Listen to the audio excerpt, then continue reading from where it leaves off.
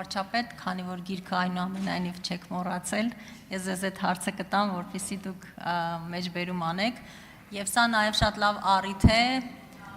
խոսելու այն մասին, որ մեզ մեղադրում են պատմությունը մոռանալու կամ այն խմբագրել փորձելու մեջ, այնինչ մենք հակառակը փորձում ենք դասեր քաղել այդ պատմությունից, հետեւաբար խնդրեմ այն մեջբերումները, որը ցանկանում եք անել, արեք, շնորհակալ եմ։ Շնորհակալ եմ Տիկին Բաթոյան, սա հայոց պատմության հատոր 3-րդն է, ըստ էության հրատարակված է Հայաստանի Հանրապետության Գիտությունների ազգային ակադեմիայի պատմության ինստիտուտի կողմից, այն սա ըստ էության մեր պաշտոնական պատմությունն է։ Հիմա ինչ որ ասում էի իմ նախորդ հարցին, հա, շատ կարևոր է, երբ հրատարակվել 2015 թվականին է սա հրատարակվել, այսինքն այն ժամանակ ես այնտեղ նստած էի, ինչ է ասում, խոսում է բնականաբար մեր պատմության մասին եւ գրքի հեղինակները հղում են անում Լեոյին եւ հետեւա մի պարբերություն կմեջբերեմ ընդամենը ժամանակի սղության պատճառով։ Վավերագրերի եւ մտքերի համակցման կուռ տրամաբանության լեզվով նա Լեոն ներկայացնում է աշխարհի վերաբաժանման նոր գաղութների նվաճման համար Գոտեբարդի բռնված տերությունների դիվանագիտական խարդավանքները հայկական հարցում։ Ժամանակի քննությանն են դիմացել պատմաբանի այն մտքերը, թե մեծ տերությունների համար հայկական հարցը սոսկ միջոց էր Օսմանյան կայսրության գլխին մտրակը ճոճելու, նրա ներքին գործերին միջամտելու համար։ Խոսում փաստերով նա բարձրացնում է վարագույրն այն նենգությունների, որոնցով նույն այդ տերությունները 1890-ական եւ 1915-16 թվականներին արևմտահայությանը ոչ միայն չպասպանեցին թուրք բարբարոսներից, այլև իրենք անմիջական մասնակիցը դարձան 20-րդ դարի առաջին ցեղասպանության։ Հասկանում եք, սա գրած է։ Ես դրա համար եմ օրում մեջ ասում, լսեք ժողովուրդ, ինչա Մեսրոպ Մաշտոցը սկսել ճանաչել զիմաստություն եւ սխրատիչ, ով է կարդում սա։ Ես իմիջիալից ուզում եմ ընդհանրապես պատմաբանության հետ կապված շատ վեճեր կան, բայց ես ուզում եմ այս հատորյակի հեղինակներին, ով որ որևէ մասնակցություն ա ունեցել, շնորհակալություն հայտնեմ, որովհետեւ փաստերը շարադրված են ճշգրիտ եւ թողնված է շատ կոնկրետ հնարավորություն, մարդը այնտեղ կան հետևություններ, որոնք քաղաքական են, որոնք մերձ քաղաքական են, որոնք ազդված են տվյալ իրադրությունից, վարվող, բայց սա արժեքավոր է, այստեղ գրած է ամեն ինչ։ Երաշխավորի մասին, գիտեք երաշխավորի մասին խոսակցություն ինչի մասին է, որ այս խաղաղությունը մերը չի, մեկը թող գա, այս խաղաղությանը տեր կանգնի, ով կա, ով է ուզում խաղաղությանը տեր կանգնի։ Դրա համար է, որ մենք ասում ենք ժողովուրդը պետք է տեր կանգնի խաղաղությանը, որովհետև խաղաղությունը մերն է, խաղաղությունը ժողովրդինն է, մեր ժողովուրդն այդ տառապանքների եւ զոհերի գնով այս խաղաղությանը հասել։ Ուկրաինայի անվտանգության երաշխավորը գիտեք ով է։ Լուրջ եք ասում։ Ուկրաինայի անվտանգության երաշխավորը Ռուսաստանն է։ Կիպրոսի անվտանգության երաշխավորության հարցում գիտեք ով է համաձայն էլի միջազգային բաների դերակատարում ունեցել։ Գիտեք, էդ էլ գիտեք։ Թուրքիան։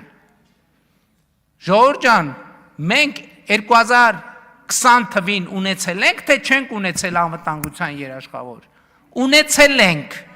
Ով է եղել այդ անվտանգության երաշխավորը, հավաքական անվտանգության պայմանագրի կազմակերպությունը։ Եվ այդ կազմակերպությունն է մեզ առաջնորդել դեպի սպանդանոց։ Չեք հավատում, Բելարուսի նախագահ Լուկաշենկոյի հայտարարությունը լսեք, Բաքվում արած իր պաշտոնական թե պետական այցի ընթացքում։ Հիմա քանի որ մենք դուրս ենք եկել դեպի կառափնարան տանող ճանապարհից, մեզ ասում են, որ ոնց այսուր եք գնում, ոնց մի րոպե, բա դուք բան եք, ես այդ պատմությունն էլ մի օր պետք է երջանկահիշատակ չեմ պատմել, չէ, հրապարակային, երջանկահիշատակ Հռոմի պապի հետ իմ ունեցած խոսակցությունը, հրապարակային պատմել է, մի օր հրապարակային էլ կպատմեմ։ Եվ խոսքը դրա մասին է, խնդրեմ արձագանքեք չնայած առանց էներ։ Արձագանք։ Պարոն վարչապետ, սա ես կարծում շատ կարևոր է նաև մեր ապագա սերունդին եւ այսօրվա կրթություն Հենա ստացող երեխեքը միջազգային եւ հարաբերություններ։ երեխաներին, այո, եւ ուսանողներին այս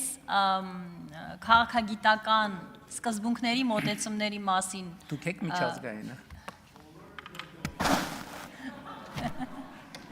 Ինչու, որովհետև պարոն վարչապետ, նույնիսկ մենք երբ այստեղ հանդիպումներ ենք ունենում բաց դասի շրջանակներում, մեր փորձը ցույց է տալիս, որ ուսանողների եւ աշակերտների հետ իրենք դպրոցում, բուհերում նույնիսկ ամբողջությամբ այլ բան են սովորում եւ այլ պատկերացումներ ունեն եւ կարծում եմ իհարկե պիտի այլընտրանք ունենան առնվազն եւ այս իմաստով ես կարծում եմ որ մենք ահռելի անելիք ունենք ոչ միայն այսօր այդ գաղափարը առաջ մղելու, տարածելու, այլ նաև առաջիկայում ապագա սերնդի շրջանում սա լուրջ փոփոխության ենթարկելու։ Գիտեք ինչ, ես էլի նախ մեկ եկեք արձանագրենք, որ մենք բոլորս այդ նույն մտածողության կրողն ենք եղել, ժողովուրդ ջան, բոլորս։ Բայց այդ է հենց առաջնորդությունը, երբ որ դու հասկանում ես, որ մի բան այն չի։ Նույն Ղարաբաղի շարժման հետ կապված մենք ի վերջո չպետք է ասենք, որ Հայաստանի եւ Ղարաբաղի էլիտան Ղարաբաղի ժողովրդին Ղարաբաղում պահելա պատանդի կարգավիճակում։ Իրանց իշխանական եւ այլ, այսինքն մարդկանց պահել 30 տարի անորոշությունների մեջ եւ որևէ դուք հասկանում եք դա ինչ է նշանակում։ Չստեղծելով նորմալ կրթական համակարգ եւ այլն եւ այդպես շարուն։ Ինչի իրանք Ղարաբաղին լուրջ են վերաբերվել։ Ղարաբաղին լուրջ են վերաբերվել։ Ոչ լուրջ չեն վերաբերվել։ Ես հարց եմ տվել 2018 թվին, իսկ քանի հոգի է նույն Ղարաբաղից պետական միջոցներով գնացել թոփ համալսարաններում կրթություն ստացել հետ եկել։ Կարան ասեն քանի հոգի։ Մատների վրա կարելի է հաշվել էնել որոշակի բաներով, որոշակի անձնական կապերով եւ այլնով, այսպես ասած թոփ ընտանիքների թոփ ներկայացուցիչներ։ Պետք է ասենք, որ Ղարաբաղի ժողովրդին պատանդի կարգավիճակում են պահել։ Այդ նույն մարդիկ, ում հավաքական իմ անունը ասում եմ, փախածներ։ Հիշում եք մի անգամ ստեղ ամբիոնից ասեցի, ինչ որ գեներալների մասին են խոսում, որ ասի վախկոտ դավաճանները։ Այո, վախկոտ դավաճանները եւ փախած էլիտաները այս պատմության մեջ պետք է իրենց գնահատականին արժանանան, որպես Հայաստանի պետականությունը, Հայաստանի եւ Ղարաբաղի ժողովրդին պատանդ պահածներ։